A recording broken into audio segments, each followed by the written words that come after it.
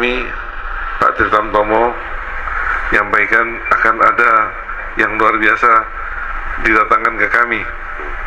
Ini di luar kemampuan kami. Kami tidak mengira kalau ada Kiai Kondang yang dikenal di seluruh Indonesia dan mungkin juga di Asia, Bapak Kiai Haji Abdul Somad, yang memang dalam keseharian beliau akan memberikan ceramah pada semua umat Islam di Indonesia. Dan untuk ini kami berikan kesempatan, kami tidak menunggu kakak kami dulu Pak, karena nanti takut dur. Kami berikan kesempatan pada Bapak Kiai Haji Abdul Somad untuk memberikan tausiah pada kita sekalian. Demikian kami serahkan waktu dan tempat pada beliau. Billahi taufiq wal hidayah. Wassalamualaikum warahmatullahi wabarakatuh.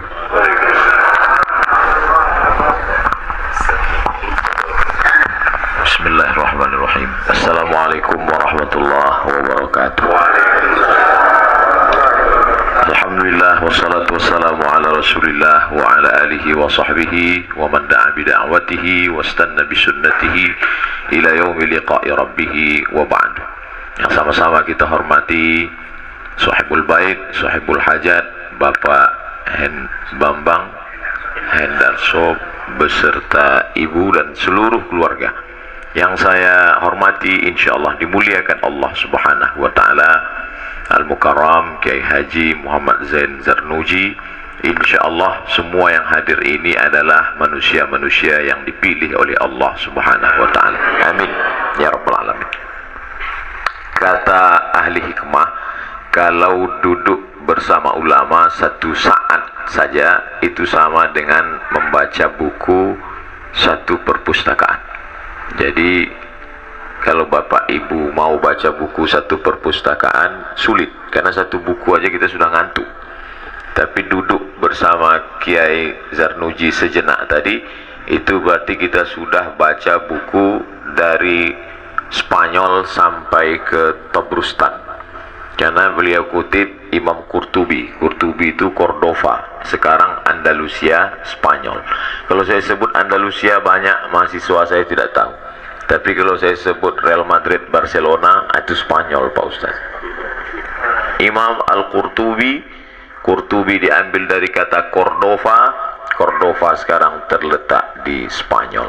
Yang dulu pernah 700 tahun masanya umat Islam jaya di sana. Tapi kemudian hari berganti, musim berubah, karena Islam tidak diwariskan di tengah keluarga, akhirnya hilang. Jadi apa yang hari ini saya lihat di depan mata saya adalah salah satu cara supaya anak cucu kita dapat mewarisi Islam nenek moyangnya, tidak hanya darahnya, biologisnya, tapi juga ilmunya. Maka apa yang dilakukan oleh bapak ibu pada hari ulang tahun pernikahan dengan pengajian, sebenarnya ingin mengajak supaya anak cucunya juga di masa depan melakukan hal yang sama, insyaallah. Amin ya rabbal alamin.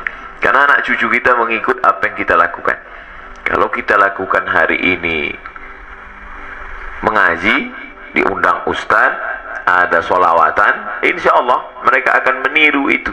Dan kata Nabi, man sanna fil islami sunnatan hasanatan, siapa yang membuat tradisi yang baik, falahu ajruha, dia dapat pahalanya, wa ajru man amila biha, dan orang yang melakukan setelah dia terus sampai ke masa keturunannya, 20-30 tahun akan datang, anak cucu bapak akan melakukan perbuatan yang sama, maka mengalirlah pahalanya kepada kita, baik hidup maupun sudah meninggal dunia.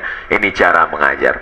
Cuman bedanya kiai mungkin mengajar dengan kitab, ustadz berceramah, khutbah, tapi bapak dengan membuat action langsung, maka ini akan ditiru oleh anak cucu di masa akan datang.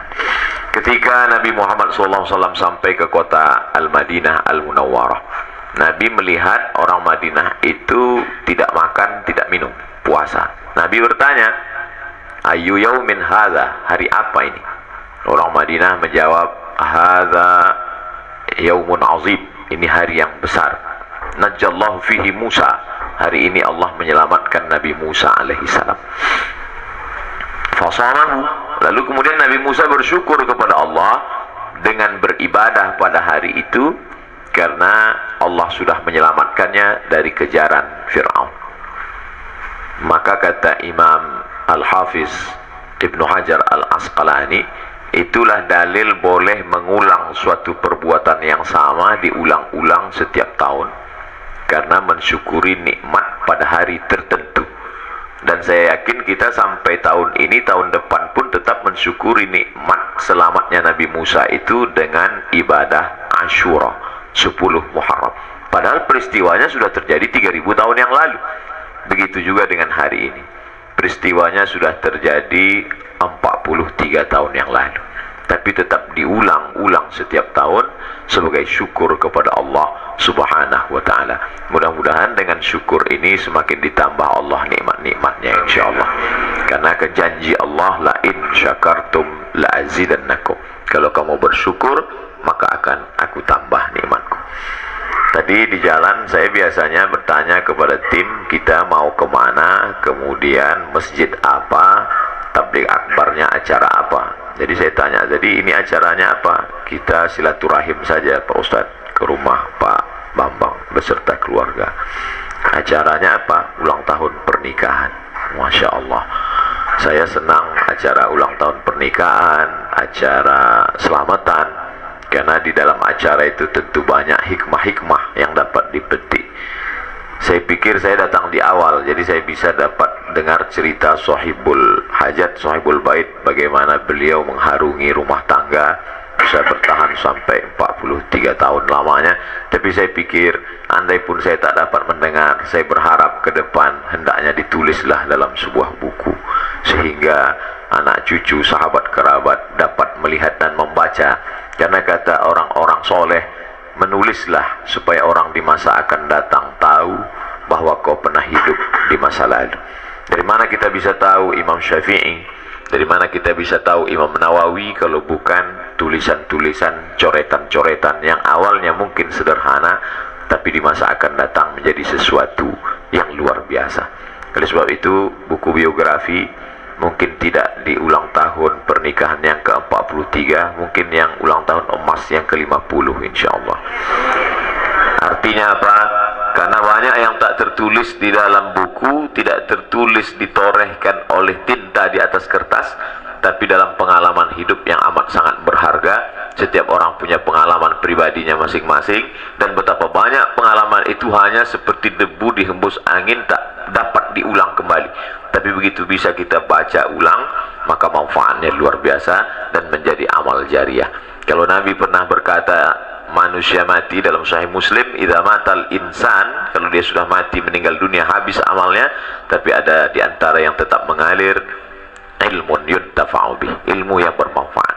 Mungkin Bapak Ibu bukan ustadz, bukan kiai, tapi pengalaman hidupnya bermanfaat, dapat dinikmati orang banyak. Maka tulisan-tulisan, coretan-coretan kecil diedit oleh editor yang baik akan menjadi buku yang luar biasa. Itu menjadi pengalaman yang berharga, ditulis dengan tinta emas, orang lain membacanya, dapat diambil iktibar pelajaran. Itu juga lebih daripada tausiah dan ceramah. Bapak Ibu yang dimuliakan Allah Subhanahu wa ta'ala, mensyukuri nikmat sampai 43 tahun lamanya diulang terus menerus. Sampai kapan?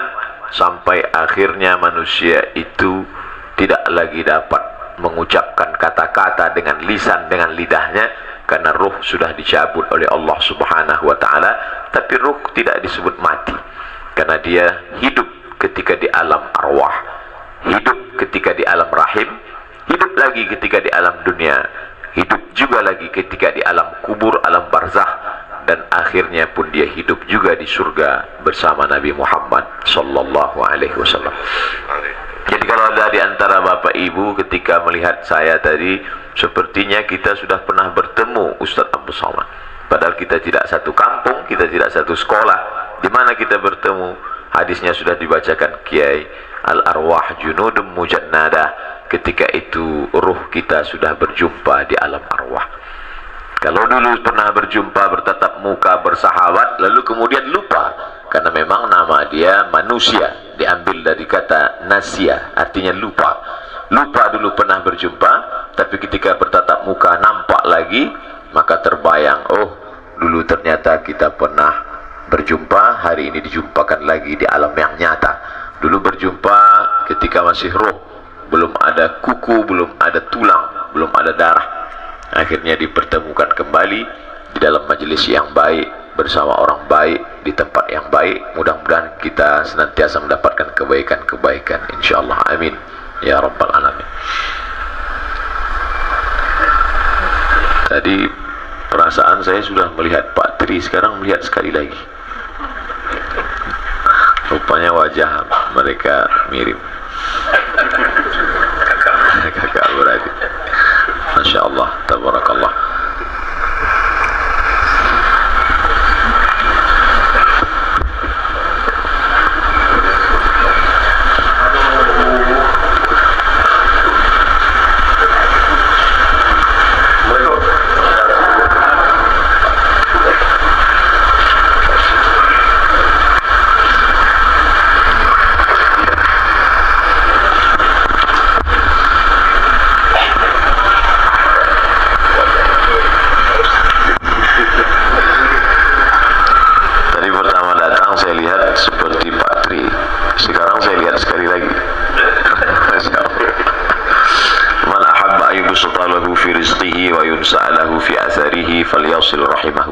Siapa yang hendak dilapangkan rezekinya, dipanjangkan umurnya, hendaklah menyambung tali silaturahim.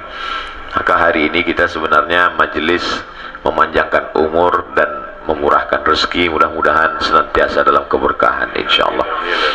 Hanya saja momennya macam-macam, ada dikemas dalam acara ulang tahun pernikahan, ada di acara sholawatan, ada tahlilan, ada maulidan. Itu sebenarnya isinya di dalam adalah silaturahim. Jadi kalau ada orang mengatakan orang barat itu Pak Ustadz rezekinya melimpah ruah padahal dia tidak pernah silaturahim, mereka silaturahim juga, hanya saja kemasannya tidak disebut silaturahim. Mereka menyebutnya family gathering, mereka menyebutnya network, mereka menyebutnya coffee morning, minum kopi pagi-pagi. Tapi sebenarnya isi di dalamnya adalah cerita. Hari ini sejak majunya multimedia, telekomunikasi, Facebook, Twitter, BBM, WhatsApp, silaturahim kita rusak. Kita tidak lagi berjumpa bertatap muka, hanya melihat layar saja. Dan layar ini penuh dengan tipuan. Melihat di layar sehat walafiat, wajahnya cerah. Rupanya ketika jumpa pucat pasi.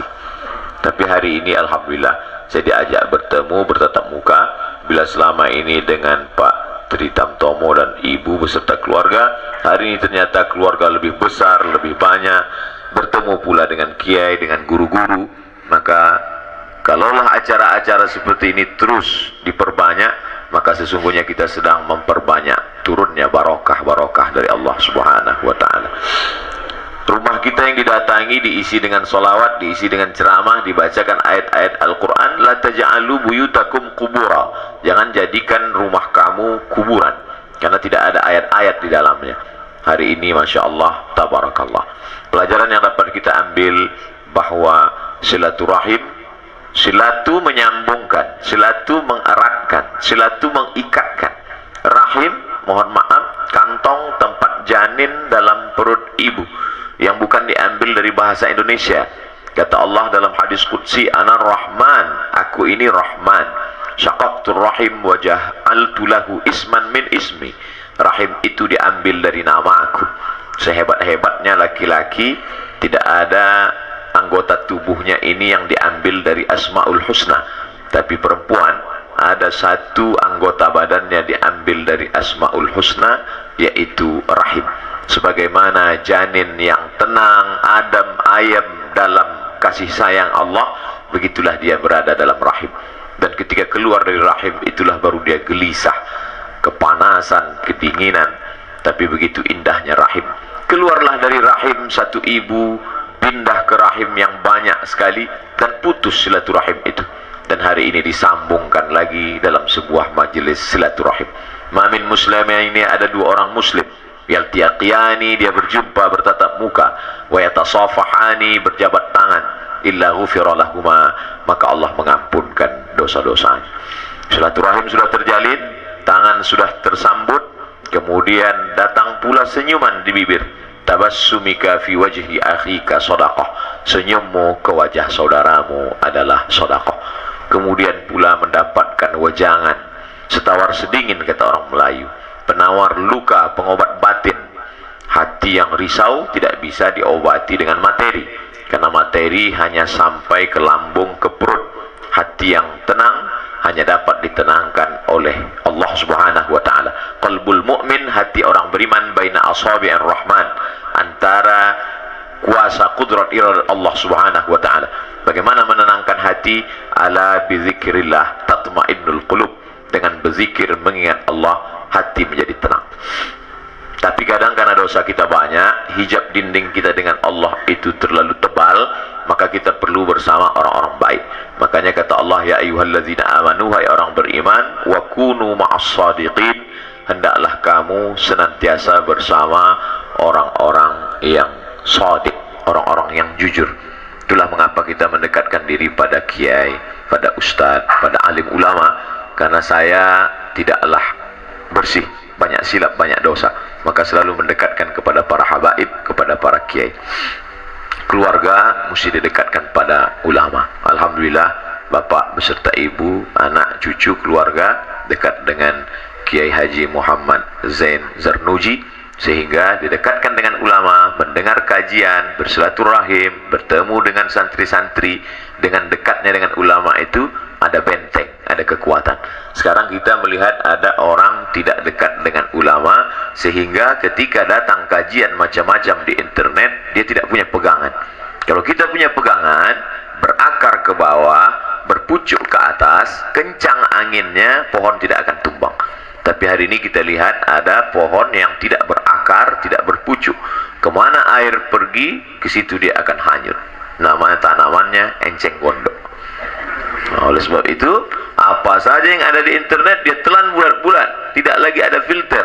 Tapi kalau kita ada kiai, ada guru, maka ketika kita bingung, kita tanya, Pak Kiai, saya dapat pengajian katanya begini, Ustadz ini mengatakan katanya kalau sholat itu baca Allahumma ba'id, sementara dengan Kiai selama ini Allahu Akbar kabiro. Gimana ini Pak Kiai?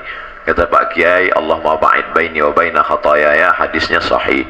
Allahu Akbar kabira walhamdulillah katsira, diriwayatkan oleh Abdullah bin Umar bin Khattab, hadisnya juga sahih.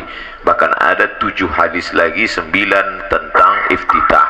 Oh, kalau begitu kita selama ini baru baca 2 saja. Iya, ada 7 yang belum kita baca, sehingga menenangkan hati. Tapi kalau kita baca sendiri, pahami sendiri, apalagi yang lebih mengerikan, tafsirkan sendiri, nyasar sendiri. Na'udzubillah. Alhamdulillah kita punya kiai, kita punya alim ulama, sehingga ada sesuatu yang mengganjal dalam hati kita, kita bisa bertanya. Fas'alu ahla dzikri, nanyanya kepada orang berilmu. Sekarang orang kalau dia terbentur dalam sesuatu, nanyanya ke siapa? Dia punya kiai juga di rumah, namanya kiaigoogle.com, yang tak bisa membedakan mana yang hak, mana yang batil. Google itu apapun kita tanya, dia tunjukkan. Tolong tunjukkan di mana alamat masjid, dia tunjukkan. Tolong tunjukkan di mana tempat dugem, dia tunjukkan juga. Karena dia tidak tahu mana hak, mana batil, apapun yang kita tanya, dia tunjukkan. Oleh sebab itu maka pesan Allah SWT, wa kunu ma'as shadiqin, artinya tidak cukup hanya takwa, harus berjamaah. Dan hari ini kita sudah berjamaah. Jamaah kita macam-macam, dari multi komunitas. Ada jamaah kita seagama dengan kita, ini disebut dengan ukhuwah Islamiyah. Tapi kita terdiri dari negara kesatuan Republik Indonesia, ada Hindu, ada Buddha yang paling tua, setelah itu datang Islam, setelah itu datang Kristen, Katolik, Protestan. Kita pula diikat dengan negara kesatuan Republik Indonesia, ukhuwah wataniyah. Hari ini kita dikumpulkan di majelis ini. Saya mohon maaf, terima kasih yang tak terhingga kepada keluarga besar, bapak, ibu semuanya. Saya datang diminta untuk menyambung silaturahim, tapi kemudian diberikan pula kesempatan untuk memberikan sepatah 2 patah kata, dan saya kira sudah berpatah-patah lebih banyak dari. Untuk itu hanya Allah saja yang dapat membalas. Man ahsana ilaikum, siapa yang sudah berbuat baik pada kamu, fakafi'uhu, balaslah. Fa illam tajidu, kalau kamu tidak sanggup membalasnya, fad'ulah, doakan dia. Doanya pun diajarkan Nabi, jazakumullahu khairal jaza. Semoga Allah memberikan balasan sebaik-baik balasan insyaallah. Terima kasih atas segala perhatian. Mohon maaf atas segala kekhilafan dan kesilapan. Waffaqana Allah lima yuhibbuhu wa yardah. Wassalamualaikum warahmatullahi wabarakatuh. Baik, dalam video ini Ustaz Abdul Somad melakukan silaturahmi ke rumah Jenderal Polisi Purnawirawan Bambang Hendarso Danuri. Beliau adalah mantan Kepala Kepolisian Republik Indonesia atau Kapolri periode tahun 2008 sampai dengan 2010, yakni pada waktu Bapak SBY menjabat sebagai Presiden Republik Indonesia. Kunjungan ini menjadi momen istimewa bagi kedua tokoh ini karena selain membahas topik-topik penting terkait tentang agama, juga bertepatan dengan peringatan atau anniversary 43 tahun pernikahan Bapak Kapolri Jenderal Bambang Hendarso Danuri dan istrinya. Dalam acara ini Ustaz Abdul Somad memberikan ceramah yang mengangkat tema pentingnya menjaga silaturahmi dalam kehidupan sehari-hari. Silaturahmi menurut Ustaz Abdul Somad merupakan kunci utama dalam mempererat hubungan antar sesama. Dalam ceramahnya beliau menjelaskan bahwa silaturahmi bukan hanya sekedar saling berkunjung atau bertegur sapa, tapi juga harus dilandasi dengan niat yang tulus dan memperbaiki hubungan baik dengan sesama manusia maupun dengan Allah Subhanahu wa taala. Ustaz Abdul Somad mengingatkan bahwa dengan menjalin silaturahmi seorang muslim dapat memperoleh berkah dan rahmat dari Allah Subhanahu wa taala serta memupuk rasa cinta dan kasih sayang di antara umatnya. Tak hanya membahas tentang silaturahmi, dalam kesempatan ini Ustaz Abdul Somad juga memberikan nasihat terkait kehidupan rumah tangga, menyadari bahwa Jenderal Purnawirawan Bapak Bambang Hendarso Danuri adalah istrinya sedang merayakan 43 tahun pernikahan beliau berdua, menekankan pentingnya keharmonisan dalam rumah tangga. Ustaz Abdul Somad mengingatkan bahwa pernikahan langgeng dan penuh berkah memerlukan komitmen saling pengertian dan saling menghormati. Selain itu, Ustaz Abdul Somad juga mengajak seluruh hadirin yang hadir untuk selalu memperbaiki diri, terutama dalam hal-hal menjaga hubungan dengan keluarga dan masyarakat sekitar. Beliau mengungkapkan bahwa dalam kehidupan ini hubungan yang baik dengan keluarga dan masyarakat merupakan salah satu sumber kebahagiaan dan keberkahan. Menjaga komunikasi yang baik, bersikap sabar, memberikan perhatian kepada orang-orang terdekat adalah cara yang bisa ditempuh untuk menjaga silaturahmi yang harmonis. Silaturahmi yang dilakukan oleh Ustaz Abdul Somad ke rumah Jenderal Purnawirawan Bambang Hendarso Danuri ini tidak hanya menjadi ajang untuk berbagi ilmu agama, tapi juga mempererat tali persaudaraan antar umat Islam. Momen ini menjadi pengingat bagi setiap individu untuk terus menjaga hubungan yang baik dan sesama, berusaha untuk memberikan yang terbaik dalam kehidupan berkeluarga sebagai landasan dalam segala aspek kehidupan kita. Dengan demikian, silaturahmi terjalin akan membawa dampak positif bagi kehidupan sosial dan spiritual setiap orang. Terima kasih. Kurang lebihnya mohon maaf. Assalamualaikum warahmatullahi wabarakatuh.